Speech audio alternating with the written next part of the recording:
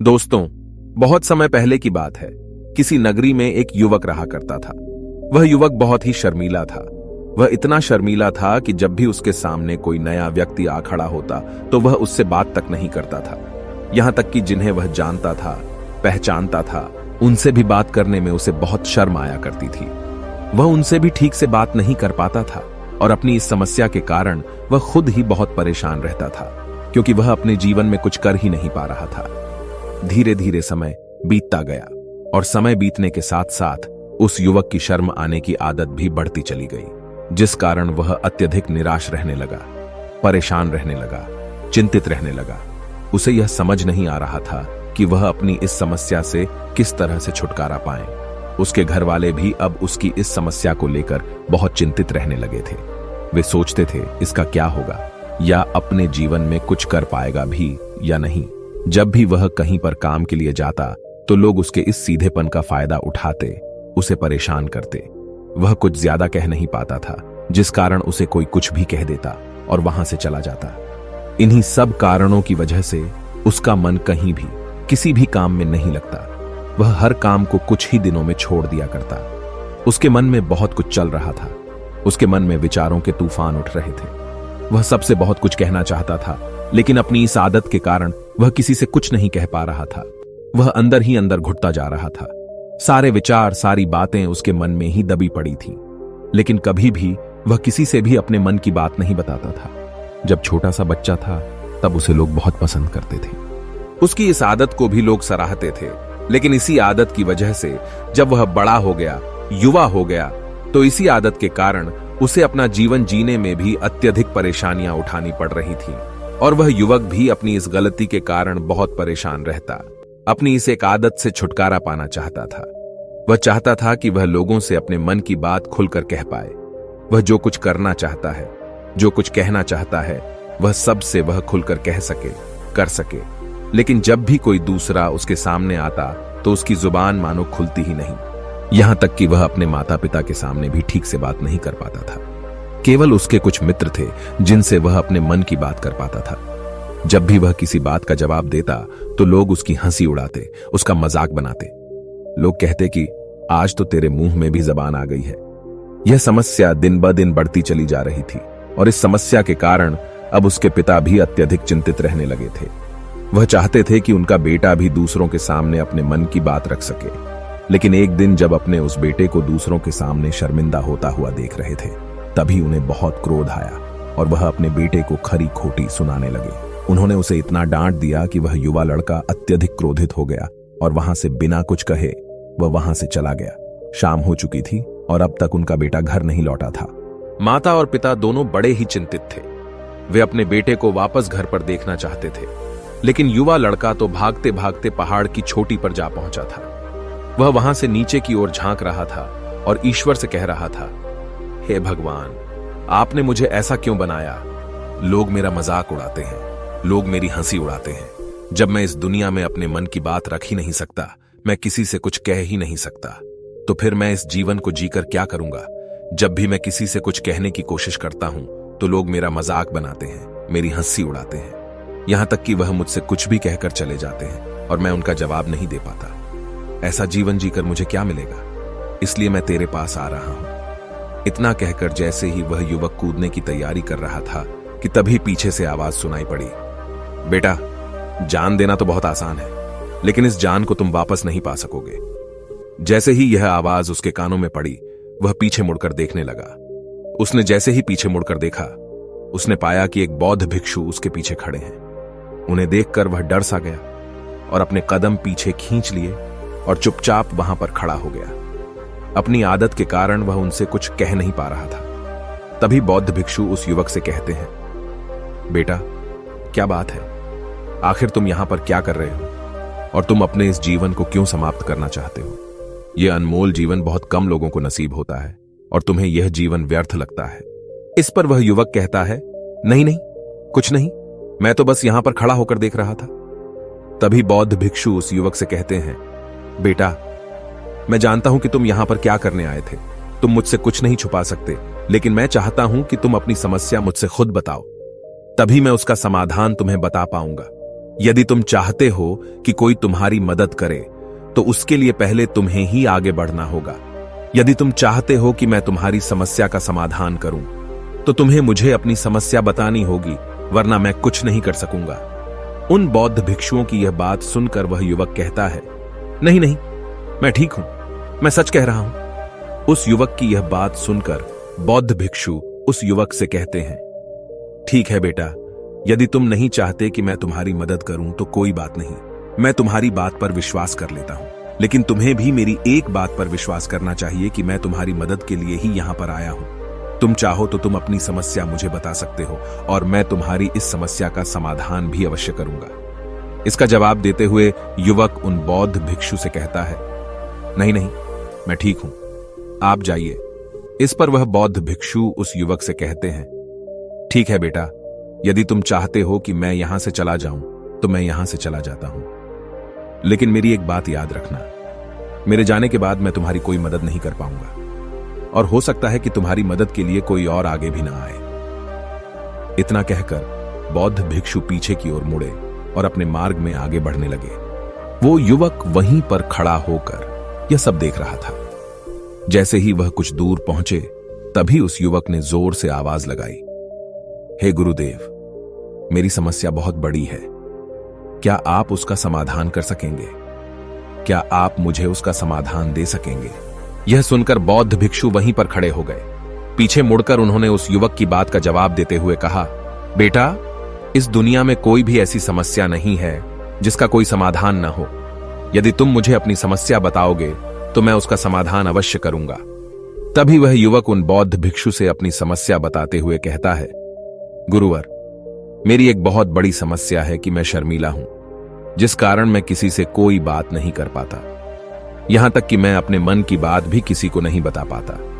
जब भी मैं किसी से बात करने की कोशिश करता हूं तो लोग मेरा मजाक उड़ाते हैं, मेरी हंसी उड़ाते हैं। जब भी मुझे कोई खरी खोटी सुनाता है, उल्टी सीधी बातें करता है, तो मैं उनका जवाब नहीं दे पाता। मैं लोगों की तरह चालाक बनना चाहता हूं, लोगों की तरह बातों का जवाब देना चाहता हूं, अपने मन की बात करना चाहता हूं। मैं इस दुनिया के साथ कदम से कदम मिलाकर आगे बढ़ना चाहता हूं। क्या इसका कोई समाधान है? उन भिक्षु ने उस युवक की सारी बातें ध्यानपूर्वक सुनी और फिर जवाब देते हुए कहते हैं, बेटा, जरूरत से ज्यादा शर्मीला होना, इसका अर्थ यह है कि तुम्हारे अंदर कोई डर है जिसे तुम पहचान नहीं पा रहे, जिस कारण उसका समाधान करने में भी असमर्थ हो। शर्म करना अलग बात है और डरना अलग। जब हमारे भीतर डर होता है तब हम कहीं भी, किसी से भी कोई भी बात नहीं कर सकते। हमें चारों तरफ केवल डर ही नजर आता है और हम हर जगह से डरते ही रहते हैं, लेकिन इसे शर्माना नहीं कहते। शर्म तो बस एक हद तक तुम्हें चुप रख सकता है। फिर वह बौद्ध भिक्षु उस युवक से कहते हैं, बेटा, तुम सबसे अधिक किससे शर्माते हो? युवक इसका जवाब देते हुए कहता है, गुरुवर, मुझे अपने पिता से बात करने में बहुत शर्म आती है, मैं उनके सामने कुछ बोल ही नहीं पाता। तभी वह बौद्ध भिक्षु उस युवक से कहते हैं, अच्छा, तो यह बताओ, जब तुम अपने पिता से बात कर रहे होते हो या फिर बात करने का प्रयास करते हो तो तुम्हारे मन में कैसे ख्याल आते हैं?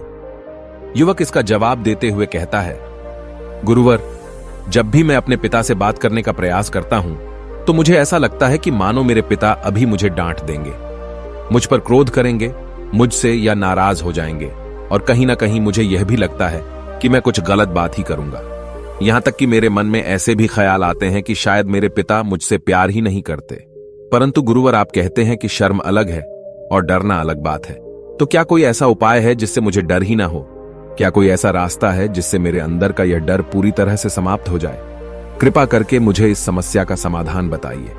मुझे अपने इस डर से बाहर निकलना है। मुझे लोगों की तरह अपने इस जीवन को खुलकर जीना है। उस युवक की ये सारी बातें सुनकर बौद्ध भिक्षु उस युवक से कहते हैं, जाओ और अपने पिता से कहो कि मुझे कुछ काम करना है और उसके लिए मुझे आपसे कुछ धन चाहिए। यदि तुम उनसे धन मांगने में कामयाब हो गए तो मैं तुम्हें तुम्हारी समस्या का समाधान अवश्य बताऊंगा। वह युवक काफी घबरा गया। उसने उन गुरुवर से कहा, हे गुरुवर, मुझे यह कार्य न दीजिए, मैं उनसे कुछ नहीं कह पाता। उनके सामने तो मेरी बोलती तक बंद हो जाती है, मैं उनसे धन भला कैसे मांगूंगा? यह बात सुनकर बौद्ध भिक्षु उस युवक से कहते हैं, तब तो तुम्हारी समस्या का कोई भी समाधान नहीं है और न ही तुम कभी भी अपने जीवन को खुलकर जी पाओगे। यह बात सुनकर युवक उन भिक्षुओं से कहता है, गुरुवर, ऐसा न कहें, कृपा करके मुझे कोई और कार्य बताइए, कोई ऐसा कार्य जिससे मेरे अंदर का डर पूरी तरह से समाप्त हो जाए, कोई ऐसा समाधान बताइए। इसका जवाब देते हुए वह बौद्ध भिक्षु उस युवक से कहते हैं, बेटा, यदि तुम्हें अपने अंदर के डर को समाप्त करना है तो पहले तुम्हें मेरा यह कार्य करना होगा जो मैंने तुम्हें कहा है। वह युवक घबराकर काफी देर सोच विचार करने के बाद पूर्ण गुरुवर से कहता है, ठीक है, यदि आप चाहते हैं कि मैं इस कार्य को करूं तो मैं इसे करने का पूरा प्रयास करूंगा। इतना कहकर वह युवक अपने घर लौट जाता है। उसे देखकर उसके माता पिता बहुत खुश हो जाते हैं और वह युवक अपने पिता से डरते डरते कहता है, पिताजी, मुझे आपसे कुछ बात कहनी है। इस पर उसके पिता कहते हैं, बोलो, क्या बात है? युवक आगे कहता है, पिताजी, मैं कुछ काम करना चाहता हूं और उसके लिए मुझे आपसे कुछ धन चाहिए। क्या आप मुझे कुछ धन दे सकते हैं? इतना सुनकर उस युवक के पिता ने उसकी ओर ध्यान से देखा। काफी देर देखने के बाद वह खुशी से झूम उठे और तुरंत ही उन्होंने कुछ धन अपने पुत्र के हाथों पर रख दिया और कहने लगे, बेटा, इतना धन काफी है कि तुम्हें और चाहिए। इसके जवाब में वह युवक अपने पिता से कहता है, नहीं नहीं पिताजी, इतना काफी है, मैं इतने से काम चला लूंगा। वह युवक उस धन को लेकर तुरंत दौड़ा दौड़ा उन बौद्ध भिक्षु के पास लौटा और जो धन उसने अपने हाथों में ले रखा था उसे दिखाते हुए वह कहता है, गुरुवर, जैसा आपने कहा था, मैं धन लेकर आपके पास आ चुका हूं। मैंने अपने पिता से धन मांग लिया है। अब मुझे आप मेरी समस्या का समाधान बताओ। तभी बौद्ध भिक्षु उस युवक से कहते हैं, अरे इतनी जल्दी क्या है, अभी तो तुम्हें मेरे लिए एक और काम करना है, तभी मैं तुम्हें तुम्हारी समस्या का समाधान अवश्य बताऊंगा। और यदि तुम मेरे लिए इस कार्य को नहीं पूरा कर सके तो मैं तुम्हें कभी भी तुम्हारी समस्या का समाधान नहीं बताने वाला। तभी वह युवक उन बौद्ध भिक्षुओं से कहता है, हे गुरुवर, अभी तो मैंने आपके लिए एक काम किया है, अभी आप मुझे एक और काम करने के लिए कह रहे हैं। तभी बौद्ध भिक्षु उस युवक से कहते हैं, हां, तुम्हें मेरे लिए एक और काम करना ही होगा। वह युवक एक बार फिर से काफी देर सोच विचार कर उन बौद्ध भिक्षु से कहता है, अच्छा ठीक है, बताइए, अब मुझे क्या करना है? इसके जवाब में बौद्ध भिक्षु उस युवक से कहते हैं, जाओ और यह धन जो तुमने अपने पिता से मांग कर लाया है, इस धन को वापस अपने पिता को लौटा दो और साथ साथ यह भी कहना कि पिताजी, मैं अभी काम नहीं करना चाहता, लेकिन जब समय आएगा तो मैं आपसे यह धन वापस ले लूंगा और उससे अपना काम पूरा करूंगा। यह बात सुनकर युवक एक बार फिर से ऊपर से नीचे तक पूरी तरह से कांप गया और कहने लगा, गुरुवर, आप मुझे कोई और काम सौंप दीजिए, मैं उसे जरूर करूंगा। लेकिन अब यदि मैं धन लेकर उनके पास वापस गया तो वह क्या सोचेंगे मेरे बारे में? मैं तो शर्मिंदा हो जाऊंगा उनके सामने। इसलिए गुरुवर, कृपया करके मुझे कोई और काम दे दे। तभी बौद्ध भिक्षु उस युवक से कहते हैं, बेटा, जो काम मैंने तुम्हें सौंपा है, तुम्हें उसी कार्य को पूरा करना होगा, अन्यथा तुम्हारी समस्या का समाधान मैं तुम्हें नहीं बताने वाला। काफी देर सोच विचार करने के बाद वह उन बौद्ध भिक्षु से कहता है, ठीक है गुरुवर, मैं वापस जाता हूं और यह धन लौटाकर मैं अभी आता हूं। वह तुरंत दौड़ा दौड़ा अपने पिता के पास वापस लौटा। उसने अपने पिता से कहा, पिताजी, मैं यह धन अभी नहीं लेना चाहता, अभी यह धन आप मुझसे वापस ले लीजिए। जब मुझे कोई काम पड़ेगा तो मैं आपसे यह धन वापस ले लूंगा। उसके पिता ने उस युवक की तरफ घूर घूर कर काफी देर तक देखा और फिर मुस्कुराते हुए कहने लगे, बेटा, मैं समझता हूं कि किसी भी काम को शुरू करने से पहले हमें उसके बारे में जानकारी इकट्ठा करनी चाहिए। उसके बारे में समझना जरूरी है। कब, क्या, कैसे और कब तक करना है, इसके बारे में भी हमें जानकारी लेनी जरूरी है। कोई भी काम ऐसे ही नहीं शुरू किया जा सकता। उसमें हम सफल होंगे या फिर नहीं, इसका भी अनुमान हमें लगाना पड़ता है। और जब हम इन सभी के बारे में सही जानकारी प्राप्त कर लेते हैं, तभी हमें धन लगाना चाहिए। मुझे बहुत खुशी है कि तुमने यह सही निर्णय लिया है। जब तुम्हें यह समझ में आ जाए कि जो कार्य तुम करने जा रहे हो वह तुम्हारे लिए उचित है, तब तुम चाहो तो मैं तुम्हें यह धन वापस लौटा दूंगा। युवक अपने पिता से यह सारी बातें सुनकर मन ही मन बहुत प्रसन्न था। उसने यह तो उम्मीद तक नहीं की थी कि उसके पिता हंसकर उसे इस तरह से सारी बातें समझाएंगे। वह मन ही मन यह सोच ही रहा था कि तभी उसके पिताजी उसके और करीब आए और अपनी उस युवा बेटे को गले से लगा लिया। जैसे ही उसके पिता ने उस युवक को गले से लगाया, उसको बहुत अच्छा महसूस हुआ। उसका आत्मविश्वास, उसका हौसला और बढ़ता गया। उसके बाद युवक वापस पुण्य गुरुवर के पास लौटा और कहने लगा, गुरुवर, जैसा आपने कहा था मैंने बिल्कुल वैसा ही किया है। मैंने धन अपने पिता को वापस कर दिया है। अब तो कृपया करके मुझे मेरी समस्या का समाधान बता दीजिए। तभी बौद्ध भिक्षु उस युवक की तरफ देखकर मुस्कुराते हैं और इस युवक से कहते हैं, बेटा, इतनी जल्दी क्या है? अभी तो तुम्हें मेरे लिए एक और काम करना ही पड़ेगा। वह युवक कहता है, महाराज, आप आखिर मुझसे बार बार इस तरह से काम क्यों करवा रहे हैं? क्या आपके पास मेरी समस्या का कोई समाधान नहीं है? कहीं आप मुझे बेवकूफ तो नहीं बना रहे? जिस तरह से लोग मुझे बेवकूफ बनाते हैं, क्या आप भी मेरे साथ वही तो नहीं कर रहे? आपने कहा, जाओ अपने पिता से पैसे मांग कर लाओ। मैंने पैसे मांग कर लाए। आपने फिर कहा, जाओ ये पैसे अपने पिता को लौटा कर आओ। मैंने आपके कहे अनुसार बिल्कुल वैसा ही किया और अब आप कह रहे हैं कि मैं आपके लिए एक और काम करूं। नहीं, ये मुझसे नहीं होगा। तभी बौद्ध भिक्षु उस युवक की तरफ देखकर मुस्कुराते हैं और कहते हैं, बेटा, बस यह आखिरी काम है और यह बहुत सरल भी है। तुम जैसे ही इस कार्य को पूरा करोगे, मैं तुम्हें वचन देता हूं कि मैं तुम्हारी समस्या का समाधान तुम्हें अवश्य बताऊंगा। इस पर वह युवक फिर से एक बार सोच विचार करता है और उन बौद्ध भिक्षु से कहता है, ठीक है, लेकिन यह आखिरी काम जो मैं आपके लिए करूंगा, बताइए मुझे क्या करना है? तभी बौद्ध भिक्षु एक मूर्ति निकालकर उस युवक के हाथ में थमा देते हैं। वह मूर्ति दिखने में बहुत ही साधारण सी थी, लेकिन वह बौद्ध भिक्षु उस युवक से कहते हैं, बेटा, तुम्हें इसे बाजार में ले जाना है, इसे बेचना है और इसके बदले में तुम्हें 100 सोने के सिक्के लेकर आने हैं। जब तुम यह करने में सफल हो जाओगे, तभी मैं तुम्हें तुम्हारी समस्या का समाधान तुम्हें बता पाऊंगा। वह युवक उस मूर्ति को अपने हाथ में लेकर बड़े ही गौर से देखता है और उन बौद्ध भिक्षुओं से कहता है, हे गुरुवर, यह तो बड़ी ही साधारण सी मूर्ति लग रही है, मानो मिट्टी की बनाई गई हो। इसके लिए भला 100 सोने के सिक्के मुझे कौन देगा? कहीं आपका माथा फिर तो नहीं गया है? इसके 1 या 2 सोने के सिक्के मिल जाए वही बहुत है, लेकिन इसके लिए 100 सोने के सिक्के कोई नहीं देगा। तभी बौद्ध भिक्षु उस युवक से कहते हैं, बेटा, मैंने जो तुम्हें काम सौंपा है, यदि तुम उसे पूरा करोगे तभी तुम्हें तुम्हारी समस्या का समाधान मिल पाएगा, अन्यथा तुम चाहो तो अपने घर लौट सकते हो। फिर से वही अपने पुराने जीवन में, जहां लोग तुम्हारा मजाक बनाते हैं, लोग तुम्हें डराते हैं, सताते हैं। मैं तुम्हें यहां अपने डर को निकलने में तुम्हारी मदद कर रहा हूं। तुम मेरे यह काम करके अपने डर को धीरे धीरे भगा पाओगे। मेरे इस काम को पूरा कर दो, तुम्हें सब समझ आ जाएगा।